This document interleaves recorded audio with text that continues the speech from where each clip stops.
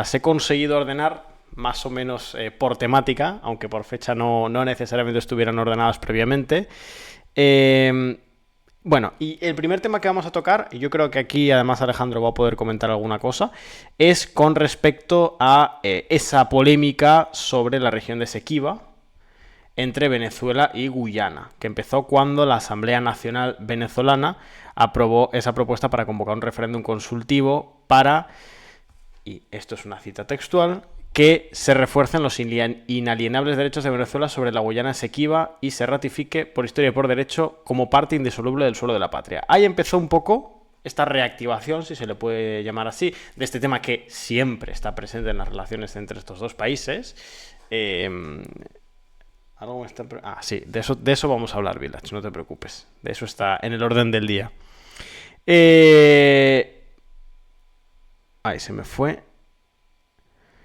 Vale, entiendo, sí, también Venezuela impulsó además la celebración de un futuro referéndum para la, y esto de nuevo cito textualmente, defensa de esa región, y cito textualmente, venezolana. Esto es evidentemente fuentes del gobierno de Venezuela y lógicamente estos son los términos que usan. Y hubo respuesta del presidente de Guyana reiterando que el Esequibo va a ser defendida la soberanía de Guyana sobre el Esequibo, sobre la región del Esequibo. Bueno, esta es la situación que tenemos. No sé, Ale, si tienes algo que comentar al respecto. Bueno, es que este tema me tiene loco, porque hemos escrito 2 artículos en Descifrando la Guerra que Sí. a mi compañero Néstor y a mí nos llevó muchísimo tiempo de documentación traer el Esequibo hasta la actualidad. Creo que lo expliqué el otro día cuando introduje el tema, pero tenemos 2 artículos explicando todo lo que tienes que saber del Esequibo. Nada de un hilo entero de 15 artículos, que yo sé que es muy complicado seguir la actualidad. Son solo 2. Y además están gratuitos, los 2. De modo que, como siempre os decimos, pues cuando veis contenido gratuito es porque queremos que podáis informaros, pero que si os gusta, pues podéis apoyarnos con una suscripción y encima recibís otras ventajas, ¿no? Es importante este tema, porque para Venezuela es una cuestión histórica. De hecho, cada vez que ponemos un mapa internacionalmente reconocido de Venezuela, siempre vienen los venezolanos a criticar que es que este no es nuestro mapa. Vale, evidentemente ellos tienen una seña de identidad en torno al mapa con las 2 patas, como se le llama, que es identitaria, como digo, es algo nacional, es algo muy marcado. Y el hecho de que el arbitraje no reconozca ni la jurisdicción de la Corte Internacional de Justicia, que, bueno, es que eso es otra cosa, ¿no? La Corte Internacional de Justicia está con decenas de casos de reclamos internacionales y todos son problemas, porque nunca va a llover a gusto de todos. Bueno, creo que con el caso de Kenia y Somalia llegaron a algún acuerdo más o menos aceptable, pero el caso de Venezuela y Guyana no pinta nada bien. Guyana encima se ha ido acercando a Estados Unidos aprovechando que Venezuela durante el periodo del chavismo ha estado en el ostracismo occidental, cuando antes Guyana no era socio preferente frente a Venezuela para nadie, ¿no? En Occidente. Los británicos habían dejado un poco la línea más o menos organizada, pero luego pues se han ido dando laudos arbitrales, interpretaciones de acuerdos, de tratados, una movida. La tenéis toda explicada. Ahí, mira, ahí están los artículos en el chat. Sí. Los hemos pasado, los Y podéis nada, consultar. la actualidad es eso, es el reclamo de Venezuela ante cualquier tipo de sentencia que pueda dar la Corte va a ser defender el territorio, porque muy previsiblemente le den la razón a Guyana, porque Venezuela no ha podido presentar defensa, no ha reconocido la jurisdicción, ha atacado al tribunal, ha estado metido en muchos problemas. Además de que la coyuntura internacional es la que es, ¿no? La coyuntura, pues por mucho que haya mejorado la situación de Venezuela en el mundo, no es la más brillante. Y encima, por si fuera poco, ya no solo son las prospecciones estadounidenses y la presencia de petroleras, es que ahora se está ampliando, están llegando nuevos proyectos petroleros para la zona en disputa. O sea que encima se ha vuelto estratégica entre un país que da concesiones y otro que, aunque también las da, pues puede querer mantener la economía extractivista que nutre un poco la política social del Estado. Así que me parece que si los 2 países han empezado a decir la palabra clave, defensa, tenemos que estar muy pendientes de cómo evolucionen las declaraciones. No lo que ocurra en el terreno, porque bueno, eso también va a ser importante, pero las declaraciones en ambos casos pueden mostrarnos si esto vuelve a ser populismo o si esto pasa a un estadio previo a incidentes más graves.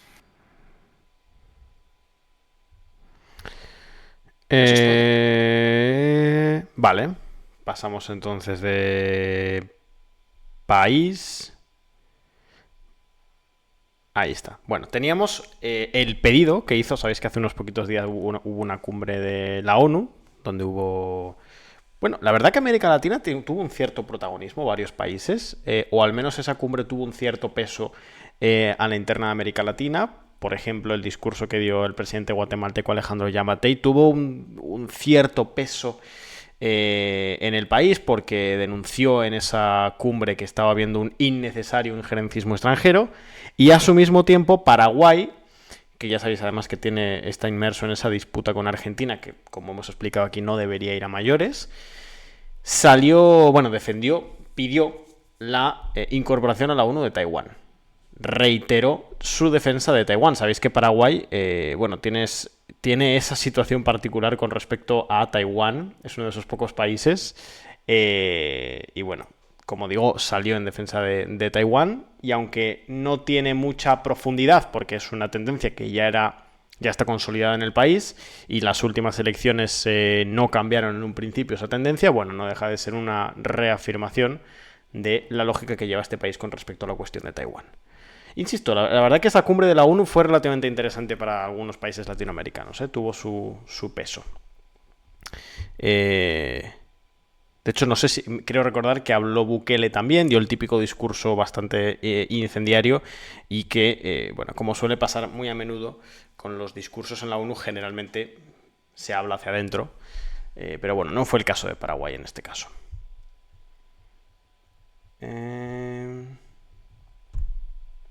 Vale. No sé si quieres comentar algo, pasamos a otra temática. A ver qué más tenemos. Que Vale. tampoco quiero enrollarme, y Paraguay da de sí, como me ponga a hablar de Taiwán. Es que, claro, hay un par de cosas que... Mira, voy a entrar ya... Voy a coger este tema ya por los cuernos, como se dice. Bueno, básicamente quizá la noticia de política nacional más importante de esta semana ha sido esa declaración de Evo Morales en Bolivia, en la cual ha confirmado que, o parece que ha confirmado, que va a ser candidato en el año 2025. Recordad el contexto en el que se da esta declaración, que es en el medio de un cisma en la interna del MAS, en el medio de un cisma en la interna de la izquierda boliviana, que, recordemos, está en gobierno, está gobernando a través de Luis Arce.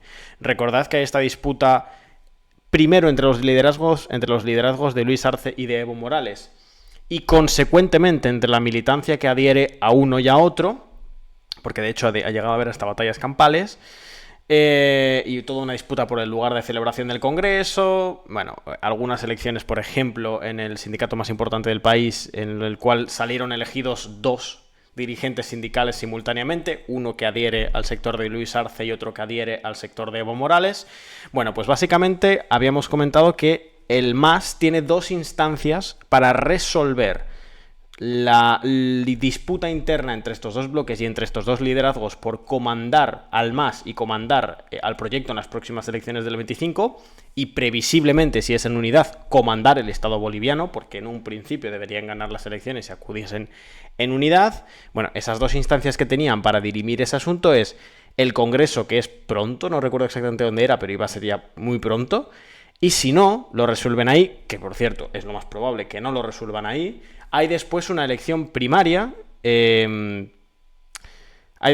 Una elección primaria que es formal, que es legal, que es institucional, una especie de como las PASO de Argentina, y allí en principio ya es una cuestión legal, o sea, quien gana esa interna del partido deberá representar al bloque. Ahora bien, lo que puede darse es una ruptura antes de esas elecciones primarias, que se conformen dos instituciones partidarias, dos candidaturas que compitan en las elecciones del 25. Y ahí ya se abre la posibilidad para que la izquierda boliviana no revalide. La posibilidad se abre, si el voto se divide lo suficiente, la posibilidad estaría ahí. Vale la pena leer ese primer párrafo de lo que ha comentado Evo, el texto es un poquito más largo en Twitter, pero bueno, vale la pena al menos leer el primer párrafo porque es donde queda todo claro.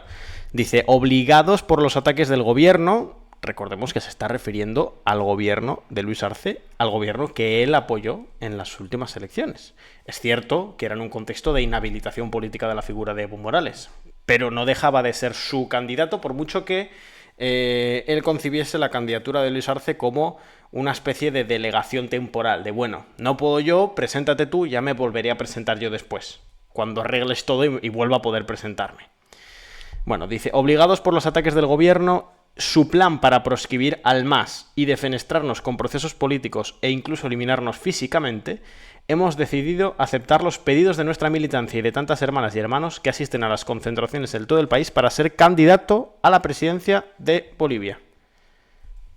Lo está diciendo claro, es o él o la ruptura. Pero es un poco fuerte, ¿no? Es decir, Sí. ya no que se presente y que diga además que le están obligando a presentarse. No, está diciendo contra el gobierno, como si fuera un gobierno de estos que planteas un reto plebiscitario, tipo o lo derrumbamos o vamos al caos. Eso es algo que se hace con un gobierno de oposición y no de oposición consensual, turnista. Se hace con un gobierno de oposición frentista. Entonces, que se ponga así, tiene que haber habido tal ruptura en el MAS, porque encima él fue el que facilitó que su delfín económico, Luis Arce, contara con un perfil que a lo mejor no era tan potente como el del propio Morales, con esas élites indigenistas, rurales, y por lo tanto le facilitó el convencer a David Choquehuanca, y que de repente se le vayan de las manos los dos, pues tiene que haber sido algo más por detrás que no estamos viendo, porque yo veía al propio Evo defendiendo el gobierno más que mucha gente del sector y del partido. Sí, yo creo que la lógica que rige esta conducta es, primero, bueno, evidentemente la ruptura que es de liderazgo y también es política y programática, pero además uno podría pensar, bueno, el sector de Luis Arce y el de Evo Morales, su agenda programática no es tan dispar. Bueno, lo es en cierta medida. Ahora bien, cuando se producen rupturas internas en este tipo de movimientos políticos en América Latina, generalmente no es tanto porque exista una cierta diversidad programática, que la hay, y de hecho, si no la hubiera, no serían capaces de conformar bloques tan amplios para gobernar. Lo que hay en realidad es una mirada con respecto al otro, según la cual ese otro nunca jamás va a aceptar impulsar tu propia agenda o impulsar aspectos de tu agenda. Entonces, cuando asumes que dentro de esa lógica de bloque amplio, o de frente amplio si se le quiere, pasa que el frente amplio, como lo están usando varios partidos, ya no es tan útil, pero no, de bloque político amplio, ya no es útil de ninguna forma para representar una parte al menos de tu agenda, pues solo te queda dos opciones. O intentar ganar la interna y expulsar eventualmente al otro sector, o salirte. En ese sentido, y aquí voy con la segunda clave, entiendo que Evo Morales ya ha dado por hecho que la ruptura es inevitable. ¿En qué sentido? Tanto él como Luis Arce, como las militancias de ambos, están tan enfrentadas que gane quien gane en el Congreso, el otro sector va a estar de facto expulsado. Es decir, no se le van a dar cargos de poder, no se le va a dejar espacio en los lugares de decisión política, e incluso podría llegar a haber un proceso de expulsión y además de marcha de los propios militantes. Cuando tú asumes eso, entiendo que la estrategia política que te queda es la que está siguiendo Evo Morales, que es, bueno, yo rompo ya, rompo rápido, y ahora tengo 2 años para, como ha dicho Ale, postular una lógica plebiscitaria, una lógica antioficialista, en la que además me da un cierto tiempo, veremos ya si es eficaz o no, para, de alguna forma, poner a Luis Arce y a la derecha venezolana en un mismo escalón. Es lo único que le queda ahora mismo para intentar esa victoria en el 2025. Ahora queda ver cómo se estructura todo políticamente. Ahora queda ver cuánto voto tenía realmente Luis Arce, voto propio. Es cierto que está teniendo una cierta militancia. Eso está ahí.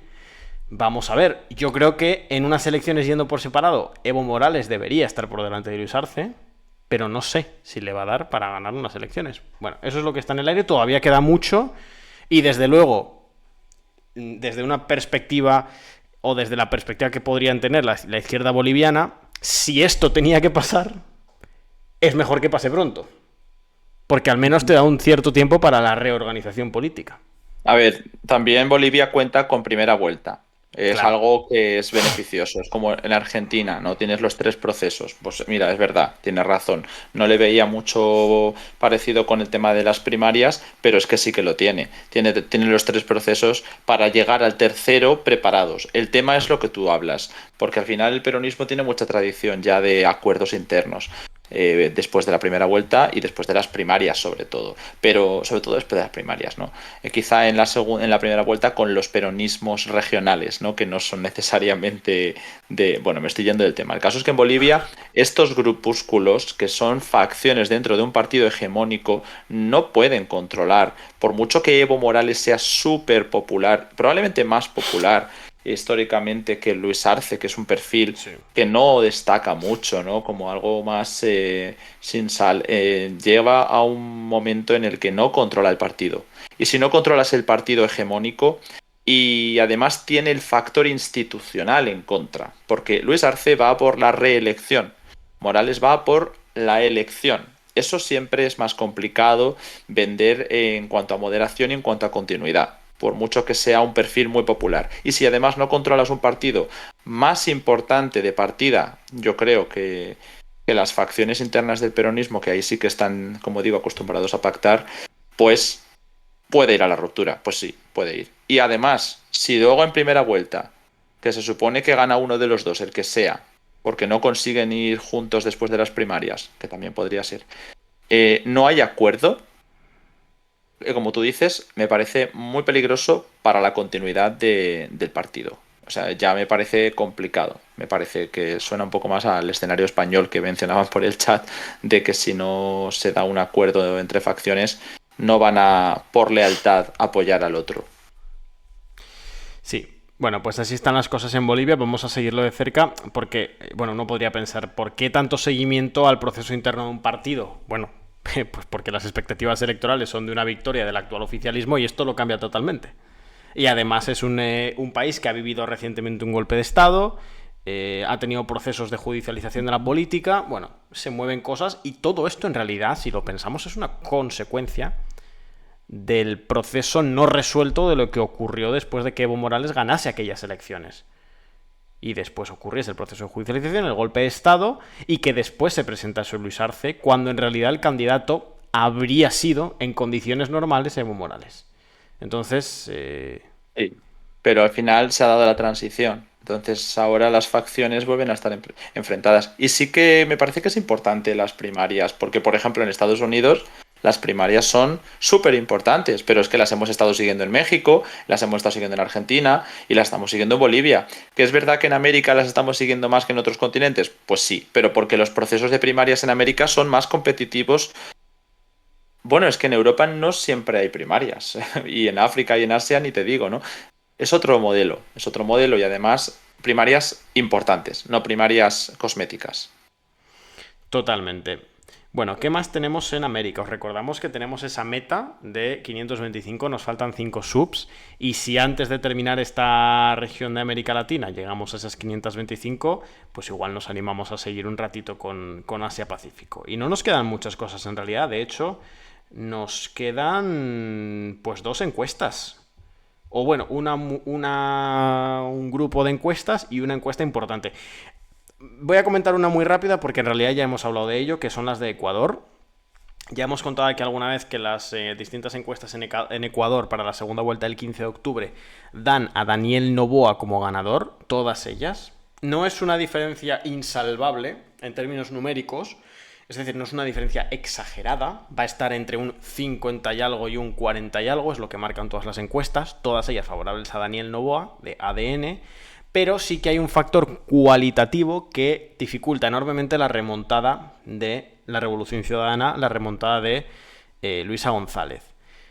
Atención, y esto es lo más curioso, hablamos de remontada del partido que ganó las elecciones en primera vuelta con contundencia, que superaron en 10 puntos en las presidenciales y en más de 15 puntos en las legislativas al partido ADN de Daniel Noboa. Recordemos esta lógica que hemos comentado alguna vez, ¿no? Todos estos países en América Latina cuyo principal clivaje en la política nacional es la adscripción o no al gobierno, en este caso al gobierno de la llamada Marea Rosa latinoamericana. Es tan, efectivamente, el suelo electoral de Revolución Ciudadana del correísmo es el suelo más alto de la política ecuatoriana. Es decir, una primera vuelta, lo lógico es que el correísmo, presente a quien presente, quede en primer lugar. Pero o gana en primera vuelta o en segunda vuelta lo tiene casi imposible.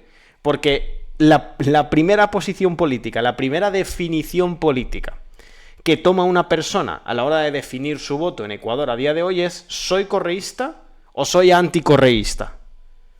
Es así. Entonces, quien no ha votado en primera vuelta a Revolución Ciudadana, es muy difícil que vaya a votar a Revolución Ciudadana.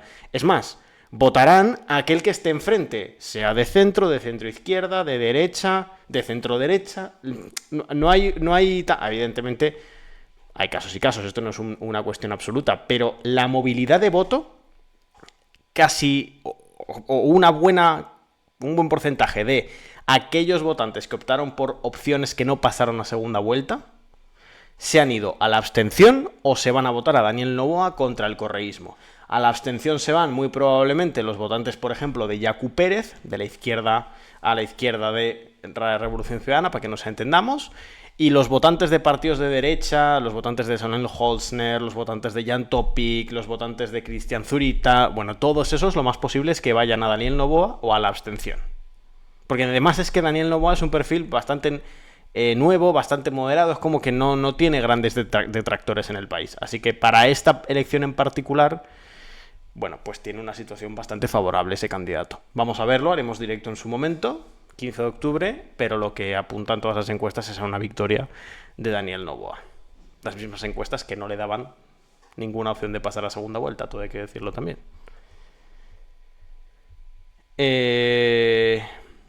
Bueno, y nos queda la otra. Esta sí que la vamos a comentar.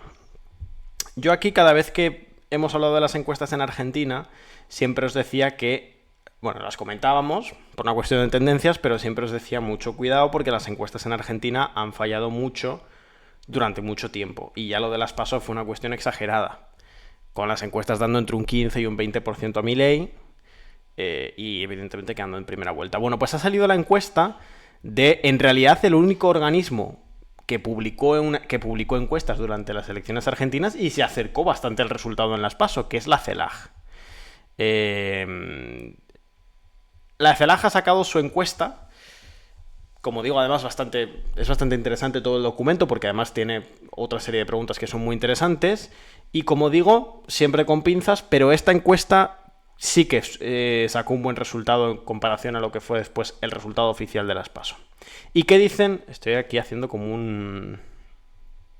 metiéndole como mucha, ¿no? Está bien. Mucho suspense. Está bien. Bueno, ¿qué dice esta encuesta de la CELAG? Como digo, la única que estuvo cerca de acertar en las PASO. Que Milei estaría primero, pero solo con un 33% de los votos. Que Sergio Massa estaría segundo con un 32%, o sea que habría casi un empate técnico entre el peronismo y Milei, y que Patricia Bullrich estaría tercera con cerca de un 28%. Es decir, que el escenario más probable, esta encuesta lo confirma, que aquí ya lo habíamos dicho alguna vez, sería esa segunda vuelta entre Javier Milei y Sergio Massa. Con la particularidad de que esta encuesta deja muy lejos el escenario de una victoria en primera vuelta de Javier Milei. Es una encuesta, pero es la encuesta que salió bien en las PASO. También hay que decirlo. Sí, pero bueno, las encuestas son lo que son. Aquí, por mucho que el CIS acierte, luego nadie se lo toma en serio, ¿no? Es como complicadísimo entender qué va a pasar con el voto en Argentina. No sé si nos podemos fiar del trasvase más que otra cosa, porque es lo interesante ahora mismo, ¿no? ¿Qué va a pasar con el trasvase? Bueno, eso es lo que hablábamos el otro día en el maratón con Néstor, y yo creo que es la idea fundamental que nosotros como medio serio vamos a tener que repetir permanentemente hasta las elecciones y en caso de una segunda vuelta vamos a tener que seguir repitiéndolo. No tiene por qué haber un trasvase generalizado de votos de Patricia Bullrich a Javier Milei.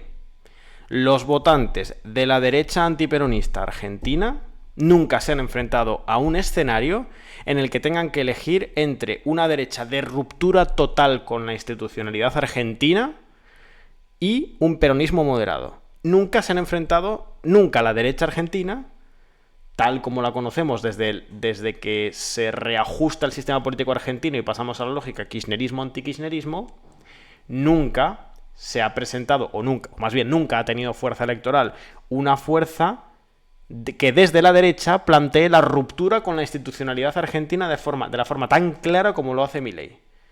Entonces, no hay precedentes de análisis de voto, de tendencias de voto, en esa parte del electorado argentino. No es algo seguro que quien en una primera vuelta vota a la derecha institucional argentina, al antiperonismo, pero que no es un antiperonismo rupturista con la institución argentina, que no es un antiperonismo que ponga en duda la cuestión Malvinas, que no es un antiperonismo que pretenda eliminar la moneda nacional. Nunca se ha enfrentado a un escenario en el que tenga que elegir votar al peronismo o votar a una fuerza de derecha radicalmente antiinstitucional. Entonces, por mucho que el análisis simplista es, bueno, pero como ideológicamente están más cerca, o como Milei también es antiperonista, irán a votar a Milei. Yo no lo daría tan por hecho. No se sabe, porque sí, es verdad, son antiperonistas, pero también son institucionalistas. No son rupturistas. Complicado, no sé, yo es que no tengo datos para pensar que vaya a ocurrir una cosa o la otra, pero a priori me suena que el antiperonismo tira mucho. A mí también, pero lo que digo es que no hay precedentes de esto. Y tampoco hay Sí. encuestas que lo estén estudiando con claridad. No hay una encuesta que le esté preguntando a la gente que vota a Patricia Bullrich, bueno, y si no pasa segunda vuelta, ¿qué haces? Y no, insisto, no es como otros sistemas políticos donde encontramos dos derechas relativamente similares que se disputan votos y la que pasa luego le pasa los votos, o sea, la que pierde le pasa los votos a la otra. Es que no es lo mismo. Porque por mucho que ideológicamente sean antiperonistas, tienen muchas cosas en las que difieren. E insisto, la cuestión de la ruptura institucional, pasar de votar a un partido institucionalista a 3 semanas después votar a un partido que plantea la abolición de la moneda nacional, la ruptura del orden, casi prácticamente del orden constitucional argentino. O sea, es un proceso de transición de voto complejo, ¿eh? No pensemos que se debería dar de manera automática, porque no es así. De hecho, y esta es la gran ironía que aquí llevamos destacando muchísimo tiempo, la gran ironía del sistema político argentino es que la única candidata que probablemente ganaría seguro en una segunda vuelta, contra quien sea, es seguramente la que no va a pasar a segunda vuelta. Porque lo más probable es que en un balotaje Milei-Bullrich ganase Bullrich y que en un balotaje Milei-Bullrich-Massa ganase Bullrich. Ahora bien, en el escenario actual no va a pasar. ¿Qué va a hacer su 30% de electores que igual no pasan a segunda vuelta? No lo sabemos. No lo sabemos. Y lo digo honestamente, o sea, no es un no lo sabemos de dejemos todo abierto, no, es que no hay precedentes. Hay variables que te hacen pensar que deberían irse a votar a Milei, pero también hay muchas variables que te hacen pensar deberían irse a la abstención o deberían irse a votar a Massa. Así que habrá que verlo. Todos los escenarios abiertos, según esa encuesta, también hay que decirlo. Y lo seguiremos porque si algo avisamos hace unas semanas es que justo después de las elecciones en Eslovaquia nos llegan ya las americanistas, ¿no? Las de Ecuador, las de Argentina, nos llegan todas. Sí. Nos llegan todas y además si en Argentina hay segunda vuelta es 3 semanas después. O sea, serán este domingo comentamos las de Eslovaquia, el 15 comentamos las de Ecuador, el 22 comentamos las de Argentina. Y si hay segunda vuelta, no sé en qué cae, 12 o 13 o 14 de noviembre sería la segunda vuelta de el balotaje, el 12, el balotaje en las elecciones argentinas. Así que, nada, así están las cosas.